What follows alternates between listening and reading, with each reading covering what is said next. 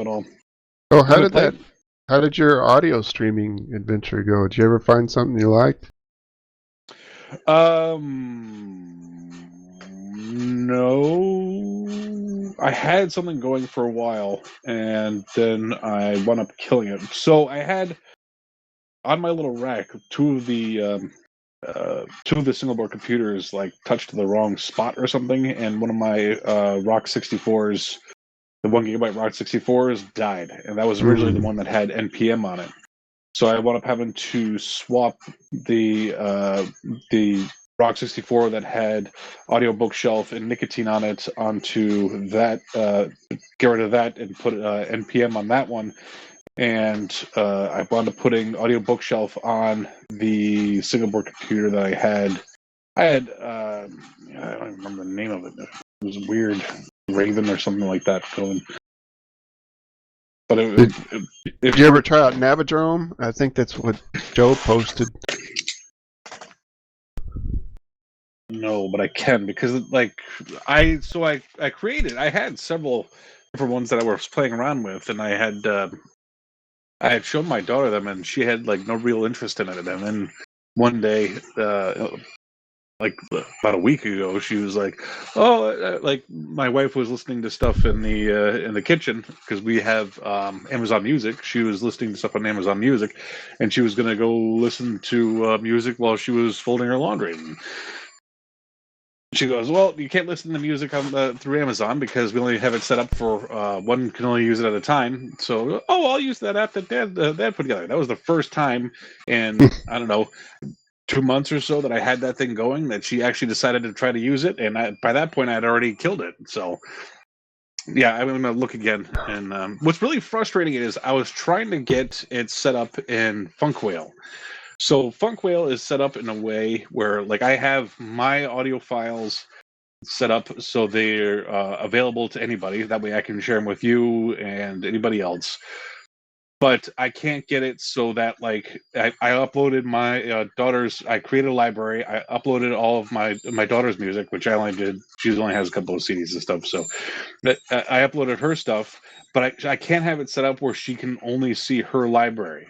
Because mine is shared with everybody, I cannot exclude my library so she can't see it unless I set it up so it's exclusion. But did you set up a separate account just for her? Of course.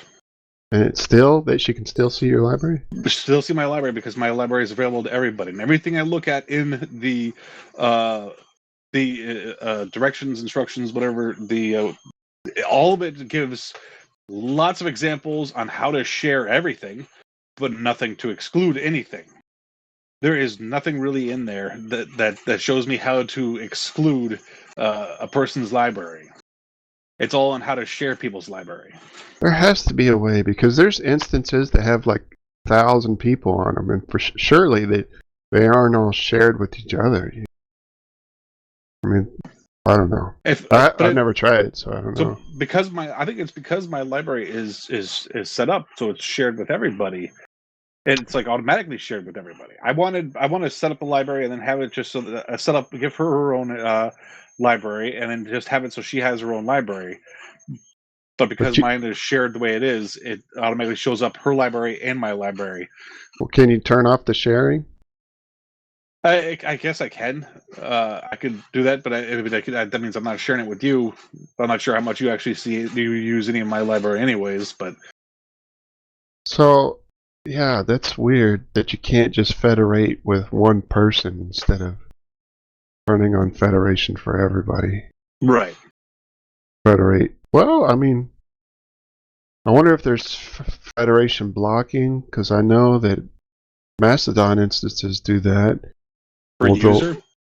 No, not per user, per instance.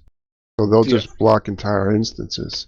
So I wonder if you could set up to what do they call it, automatic deny or something, so that you have to choose to actually share. I don't know. I've never messed with that, so I don't know. Yeah, it seemed like a massive pain in the balls. I could not. Unless I just completely set my library up so it wasn't sharing, then I can't. I couldn't figure out a way to just I'd give her a library and have her only be able to see her library. It's a shame because Funkwell's pretty awesome. Right? I really enjoy Funkwell. That's basically that's what I use. I don't know. I had tried out a bunch of them. I had one that I liked that it was an open source application. I want to say it was called like Raven or something like that. Weird name. I'm not sure. I have to look it up later. But it had a really nice web UI and it had an Android app, but the Android app was like $12.